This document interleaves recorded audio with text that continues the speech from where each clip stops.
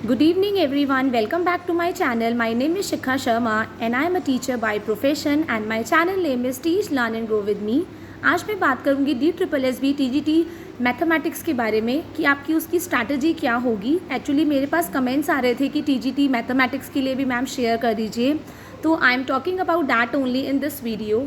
First of all, जितने भी आपके मैथमेटिक्स के स्टूडेंट्स हैं, मैथमेटिक्स के कैंडिडेट्स हैं जो DSSB के लिए प्रिपेयर करना चाहते हैं, आपका फर्स्ट वर्क होगा you need to study the pattern of exam. आप अपने प्रीवियस ईयर पेपर्स को देखेंगे और देखेंगे कि किस तरह के क्वेश्चंस पेपर में आए हुए हैं। आपका पहला वर्क वही होगा। Secondly, you prepare your study plan. आप अपना स्टडी प्लान बनाइए कि आप कितने घंटे दिन के, कितने आवर्स दिन के आप अपनी स्टडीज़ को दे सकते हैं। See, if you are working as a teacher in a school, तो आई नो आप 4, 5, 6 घंटे से ज़्यादा नहीं दे पाएंगे, but if you are not working, you are at home, तो आप 10-10 घंटे भी आराम से 12-12 घंटे भी दे सकते हैं to your studies.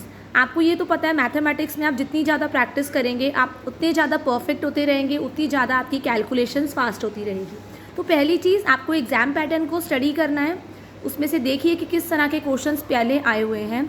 Second, prepare your study plan, right. Third thing, start from basics.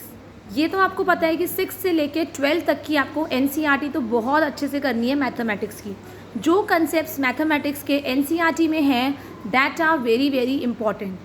अगर NCERT में कोई कंसेप्ट नहीं दे रखा है तो डेफिनेटली DSSB में वो नहीं आएगा, because DSSB is also government and जो आपकी NCERT की बुक्स होती है वो भी गवर्नमेंट अप्रूव्ड होती है।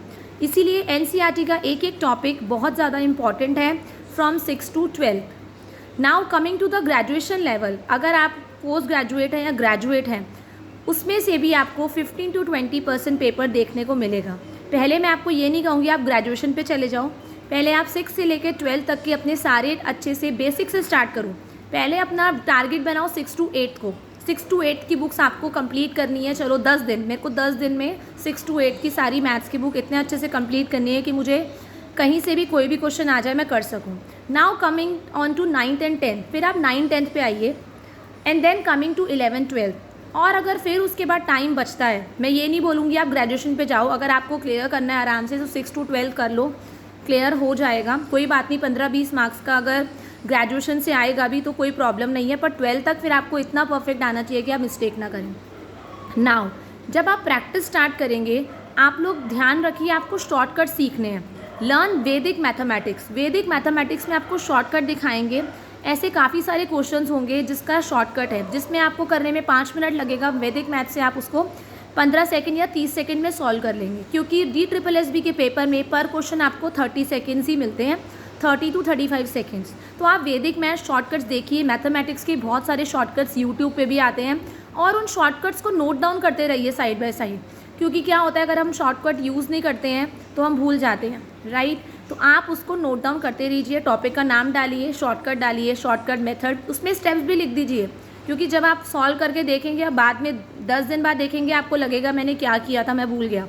राइट डाउन द स्टेप्स, हर एक का एक एग्जाम्पल का शॉर्टकट का स्टेप लिख लीजिए। Now note down the important formula.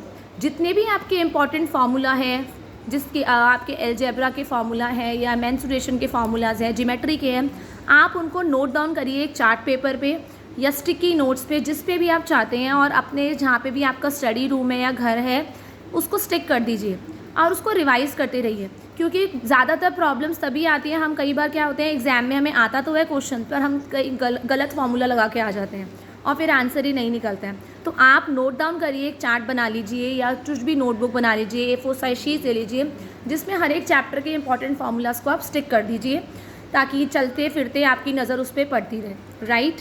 उसके बाद जब आपकी 6 to 12 की मैथमेटिक्स ख़त्म हो जाए, NCERT, coming on to RD Sharma.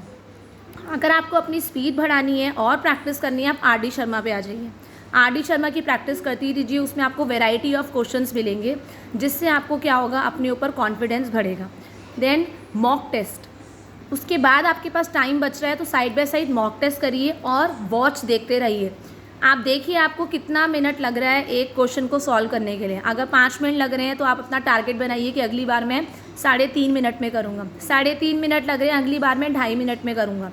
2.5 minute लग रहे हैं, अगली बार मैं इसको 1 मिनट 1.5 मिनट में करता जाऊँगा। और जब आप प्रैक्टिस करते रहेंगे और शॉर्टकट्स का मेथड सीख लेंगे, आप 30 सेकंड या 1 मिनट में क्वेश्चन को सॉल्व कर पाएंगे, राइट। अब आफ्टर दैट जब आपको पता लग गया ये मेरा वीक एरिया है, मैथमेटिक्स में ये चैप्टर मुझे हार्ड लग रहा है, तो पहले आप उसको छोड़ दीजिए, जो आते हैं उसकी प्रैक्टिस करिए पहले।